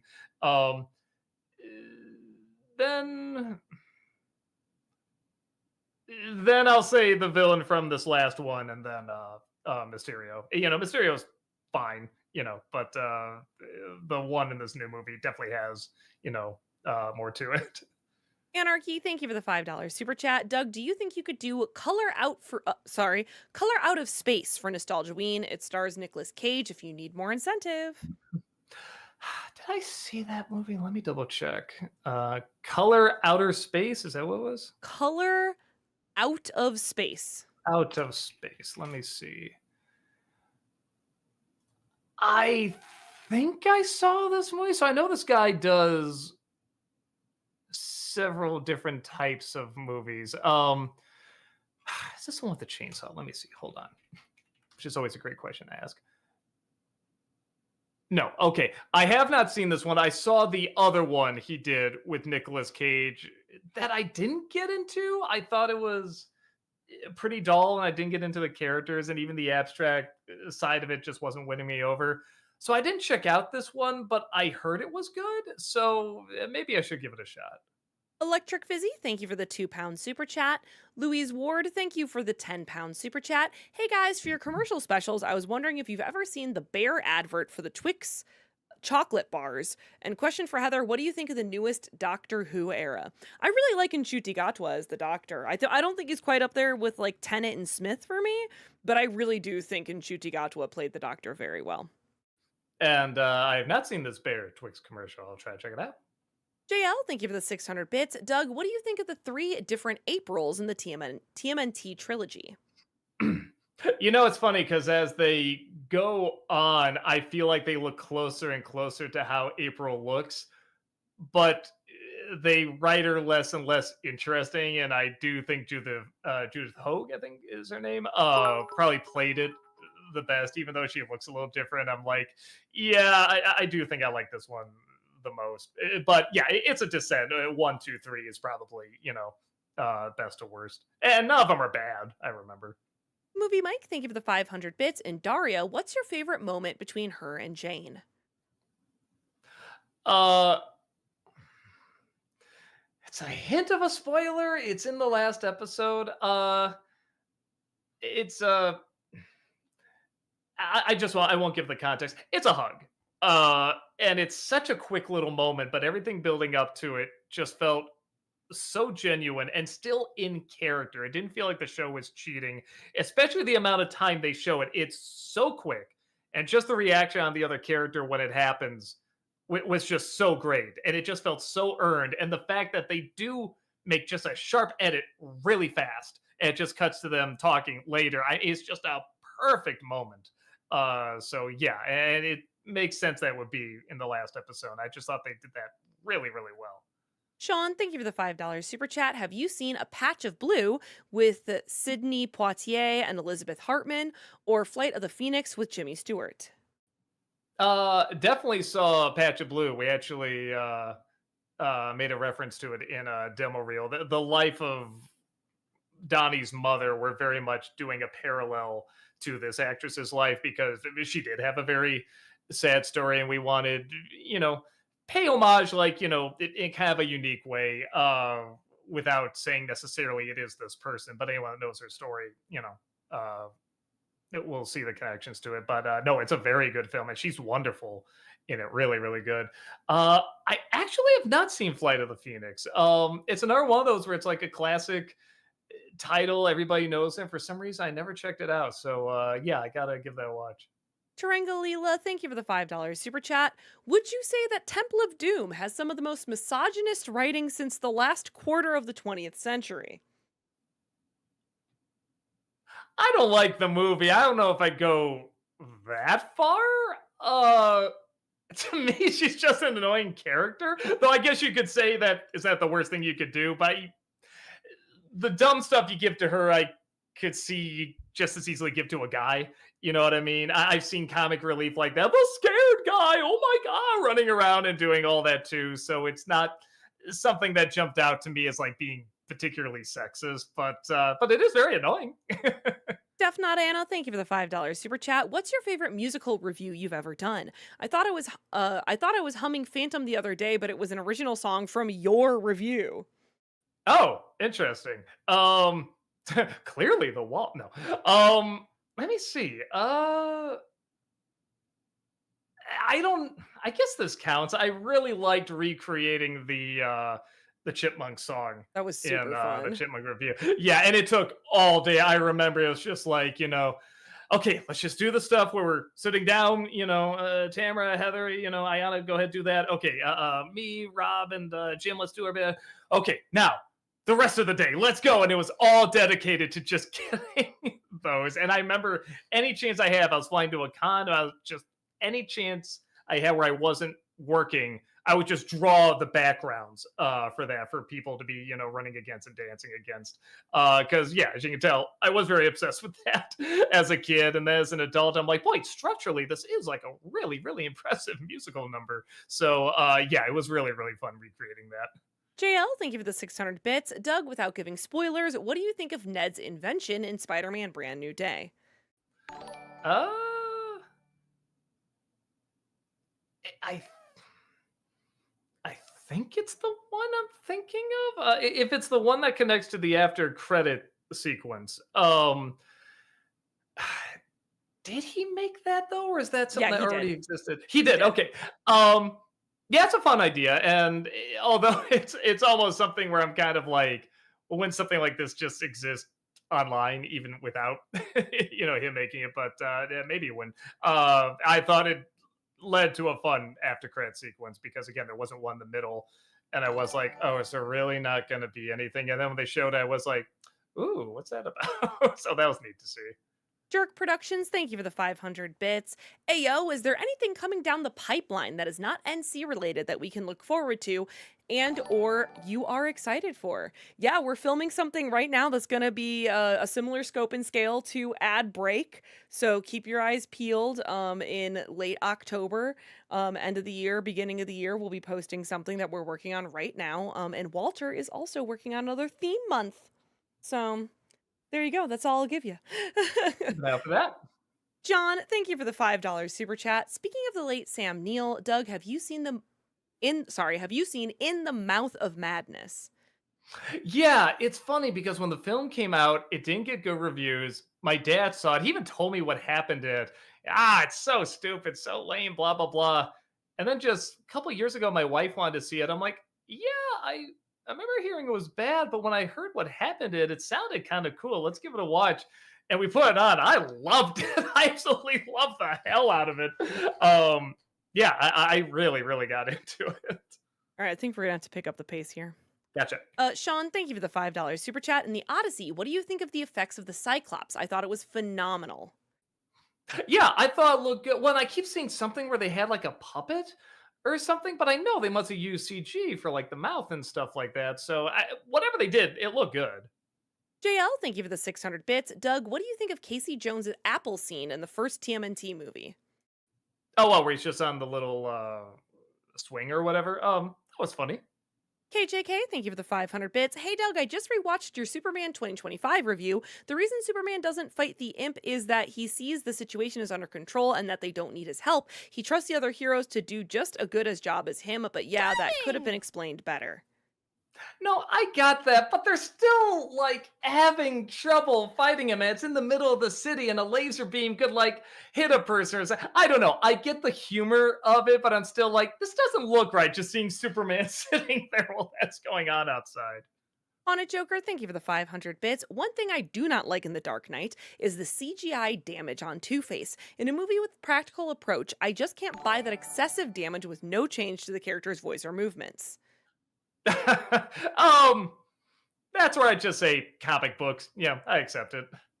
Movie Mike, thank you for the 500 bits. There have been several reviews of Incredibles 2, including Rob and yours original review, that brought up this big flaw. Why didn't Winston and Evelyn's parents not put the superhero phone in the panic room? Um, yeah, it is pretty stupid. It's one of those things where I was in a little bit of a rush to put together, and I just thought the reasoning was already so silly. So I just say, yeah, it's dumb, it's silly. I already don't like this character, so nah. Dark Sea Sailor, thank you for the $5 super chat. Would you do episodic reviews to Are You Afraid of the Dark and Gargoyles like you did with Twilight Zone and Batman the Animated Series? Those were Walter, and one of those is the theme month that I alluded to earlier. I won't tell you which one, but one of those is. Connor, thank you for the $5 super chat. Doug, how much TV and film do you watch in a week? Hours and amount of different shows slash movies. Your library of knowledge for references blows me away. Boy, I don't know. I really don't. I still feel like I'm behind compared to a lot of other people that do like movie reviews and show reviews and stuff like that. It's mainly because the editing and writing for the Nostalgia Critics do take time. So I don't know. I never tracked it. I probably don't want to. It'll probably be depressing. Electric Fizzy, thank you for the £5 super chat. What are your thoughts on Sausage Party, and what do you think whether we should have more adult CGI animated movies? Oh, I'm definitely a fan of more of that, as long as they're good. And I liked it. I guess over the years, it's gotten kind of like a bad reputation or whatever. But I remember being it's bad taste, clearly, but I think it's supposed to be. And I thought actually the allegory was kind of clever. Hyper Devil Fangirl Boner, thank you for the 500 bits. I read somewhere online that Disney had plans to do live action remakes of Robin Hood and the Black Cauldron. However, the Robin Hood remake was canceled after the Snow White remake bombed, and the Black Cauldron remake got stuck in development hell for years before that also got canceled. It'd be interesting if they did the Black Cauldron like the books, because apparently the books are very good. Live action Robin Hood, like, would he still be a fox or would he be a person? Because they technically have a live action Robin Hood years ago. Sean, thank you for the $5 super chat. What do you think of Andy Dick? He's one of my least favorite comedians, and I don't even have respect for him as a person. I I can't say I disagree, but man, I saw a fascinating video. Just some sort of somebody did. It was like this deep dive into like what happened to him and his story and everything. That was so fascinating. It doesn't redeem him necessarily, but it was so intriguing. It was like several hours long. It was like for someone who had no interest in Andy Dick, this was like one of the most fascinating things I ever watched on YouTube ever. So it was very, very interesting. Sailor Aaron, thank you for that 62-month subscription over on Twitch. Welcome back. Appreciate it. 62 months with the awesome crew. Woohoo! Also, I have some amazing news. I'm going to be my nephew Matthew's godmother. I am my niece's godmother, too. Excuse me, when he gets baptized. His baptism is on the Sunday before Labor Day. Congratulations! Well, congrats. Yeah, very cool. Jumpy Nedved, thank you for the 15, I think it's rupees, through Super Chat. Please rip to shreds a scary movie. I dislike them all. Thank you for reminding me because I know I was supposed to do another scary movie this year for Disney December. I don't know if I'm going to do 3 or the one that just came out. If I do 3, I'm doing them in order. If I do the one that just came out, I'll be doing the one everyone wants to see my thoughts on. So, yeah, we'll see. Dark Sea Sailor, thank you for the $5 super chat. With the release of Ice Cream Man, could you do a review of Cooties and tell us about your thoughts on zombie children? Today. I never even heard of it. I never, yeah, zombie kids. I've never heard of them. Just zombie kids. That's kind of a fun idea. Yeah, maybe I'll check it out. Oh, it's shekels. I'm sorry, it wasn't rupee. My Oh, bad. oh, sorry. Headshot. Thank you for the $5 super chat. In Mario Galaxy, do you think it'd be better if a Grand Star was taken from the observatory instead, and if Rosalina was actually part of the journey? uh, sure. It would give them more of a chance, like interact off each other. But I do like building up the meeting, and visually, that's a cool moment. I wish there was a little bit more interaction with them at the end, though. Anarchy, thank you for the $5 super chat. Doug, speaking of the Odyssey, what are your thoughts on Epic the Musical, and are you excited that it's getting an animated movie? Is it an anime movie? Oh, that's a great idea. I Hmm. didn't know that. I heard they were doing some sort of adaptation. Uh, I really liked it. I like it more than the Nolan version, even though both are very, very different. But no, I'm excited to see what they can do with that because yeah, the songs were pretty good. And what I like is that as soon as it starts and you hear how they sing and the music, you just know what you're in for. It just sets the tone immediately. JL, thank you for the 600 bits. Doug, what's your favorite line from the first Teenage Mutant Ninja Turtles movie? Uh, Man, I don't know. I think I just always have a soft spot for whenever they swear because that was just so cool to hear as a kid. Damn. The last one, thank you for the $10 super chat. When I first saw BND, I shared your thoughts on a main character, but I kept reminding myself that they're setting up a whole franchise and need a way to evolve her. I guess we'll see where they go. Yeah, I gotta wait and see. It's like I said, if they I hadn't was done it so many frozen other today. times, I'd probably be more open to it and forgiving. I've just seen this kind of variation so much. Brother in Blue, thank you for the $5 super chat, and I'm probably gonna mess this up too. Did you ever learn how to say Omarian's name? Spell it. Omarion. I'm just gonna say no.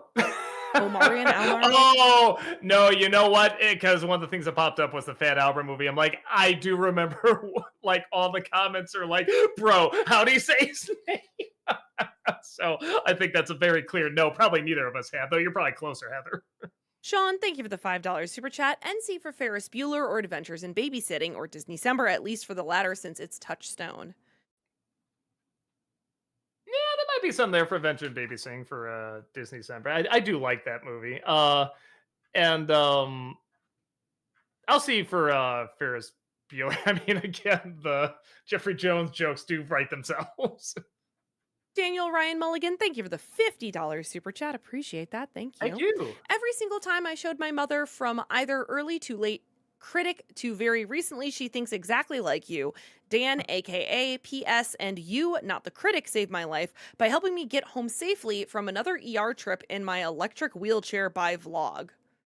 Holy smokes. I'm glad you're still here. Yeah, definitely. Yeah, no, that's definitely very nice to hear. And yeah, thank you so much again. Movie Mike, thank you for the 500 bits in Steven Universe. While Ronaldo is considered by meant to be the worst character, Steven's voice actor, Zach Callison, has said that Ronaldo is his favorite character. You know, sometimes there's a character that's just so trollish, you can kind of get, some good laughs out of him. Maybe it's kind of the same idea with him. I don't know. Could be. Eccentric Gentleman, thank you for the £5 super chat. One of my childhood favorite films, Buster Keaton's The General, is turning 100 this year. First viewing and review, or is it not nostalgic enough for you? I think it's more than nostalgic, but that's kind of the issue. I don't know how many people would click on. We tried to do a balance of stuff I want to do and stuff people want to see too. Even though he's done clearly masterpieces, I don't know if that would do very well. Slash, I don't know what I could add to it. It's just a lot of its stuff really does speak for itself. Sean, thank you for the $5 super chat. Thoughts on the Bill Murray movie Meatballs and Razor's Edge? I like him. I didn't like the movie Meatballs that much, but I did like him. I like a lot of the actors. I never saw Razor's Edge. Sean, thank you for the $5 super chat. Missed opportunity for both Incredibles and C using audio clip from Craig T. Nelson and Poltergeist over Mr. Incredible. You only moved the headstones. For when? I'm not disagreeing. I just can't remember what moment that would be for Incredibles 2. Hero, thank you for the 500 bits. Do you like reality series? Got any favorites? I did watch a little Hell's Kitchen, even though I know a lot of it was kind of clearly rigged. Uh, outside of that, I'm sure there's something, but yeah, I really am not a fan of that genre. I'm glad people are looking back and making fun of how bad they are now because I just hated watching them. Oh, I did kind of like the Osbournes too.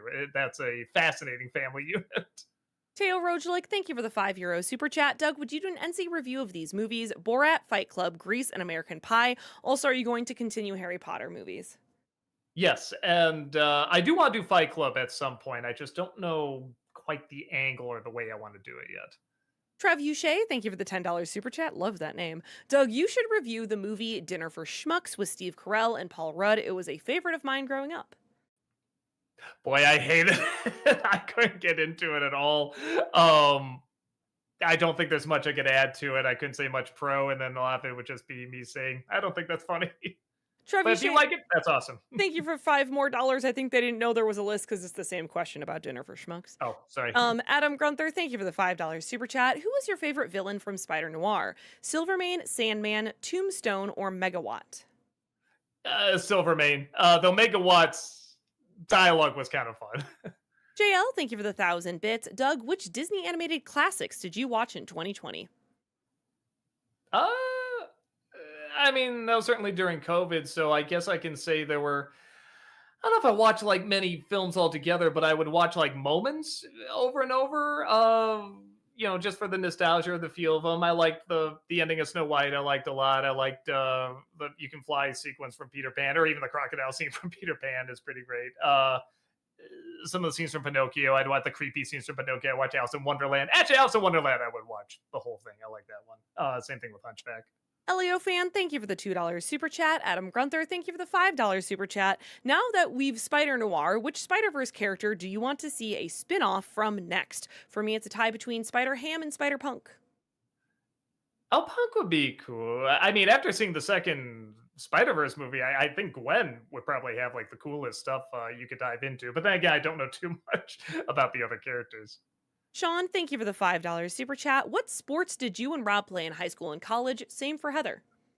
I was on the debate team and did theater. That's what my Letterman jacket said. I would play a little basketball. I was never that great, but I was good enough. But I never like joined a team or anything like that. Adam Grunther, thank you for the $5 super chat. When you first watched Spider Noir, did you watch it in color or black and white? Oh, black and white. I tried a little bit of color just to see what it looked like, but yeah, black and white all the way. Internet Tube, thank you for the $5 super chat. Why do you say the karmic ending of the villains for Toy Story 2 and 3 were unwarranted when one tore Woody apart and the other left the toy gang to die?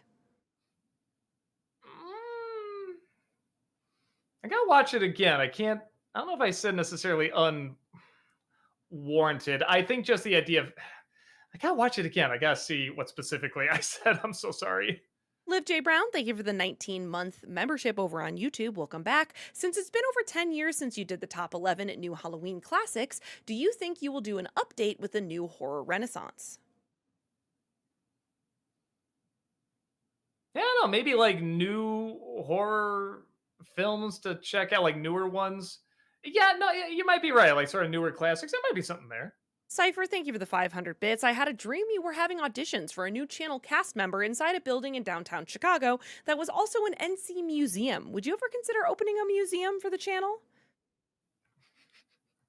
I look, my ego's big. It ain't quite that big. I couldn't see going to the opening of that. Nate Thomas, thank you for the $10 super chat. Doug, lots of Marvel fans are worried Squirrel Girl cannot be adapted due to her zany personality and nature, but what if they handled it like Spider-Man Homecoming where she's just starting out weaker? If Deadpool can be in the MCU, I don't see why Squirrel Girl can't. InternetTube, thank you for the $5 super chat. Sorry that they pulled your Forrest Gump review. Where's the fair use, YouTube? Here's $5, and I hope you enjoy Coyote versus Acme. Thank you and thank you.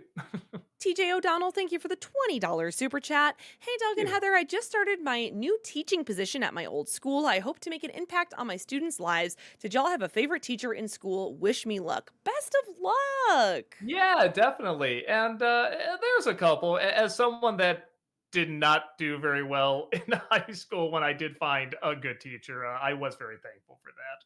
JL, thank you for the 600 bits. Doug, what do you think of Sam Neill returning in Jurassic Park 3, even though the movie wasn't great? I mean, he's always great. He's always a lot of fun. Nate, thank you for the $5 super chat. Doug, for Nostalgia Ween, would you maybe either do Return to Oz as a full NC, or could you maybe do Poltergeist, which scared me for years? Poltergeist, maybe. There might be something. Actually, I write that down. Might be an idea. JL, thank you for the 600 bits. Doug, have you and your wife ever watched Pokemon on YouTube during your downtime?